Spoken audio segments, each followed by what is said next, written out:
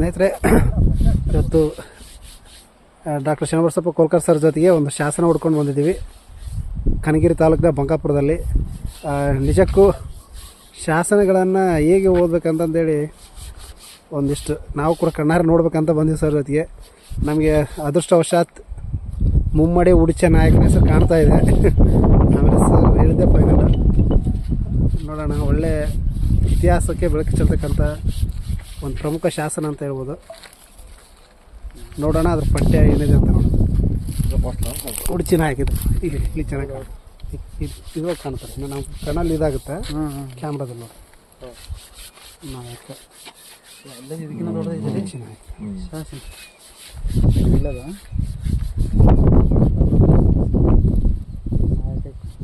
ಉಡಿಚಿ ಮುಮ್ಮಾಡಿ ಉಡಿಚಿನ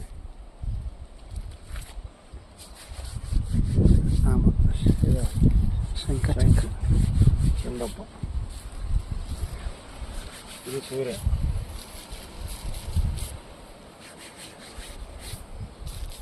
ಶಂಕರ ಶಂಕರ ನಾಮ ಶಂಕರ.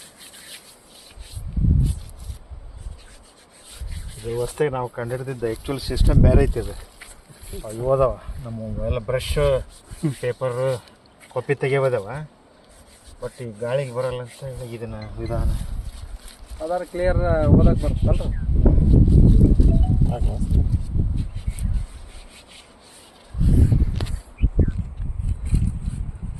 ಚಂದ್ರಗೊಂದು ಸ್ವಲ್ಪ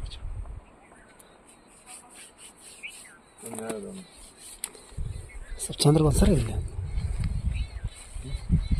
ಚಂದ್ರಗೊಂದು ಇವೆಲ್ಲ ಇಲ್ಲ ಅಷ್ಟು ಬೇಕಾಗುತ್ತೆ ಸರ್. ಅದಕ್ಕೆ ನಾ ಹೇಳಿದೆ ಅಲ್ಲಿ ಇದಕ್ಕಿಂತ ದೊಡ್ಡದೈತೆ ಆಗಲ್ಲ ಅದು.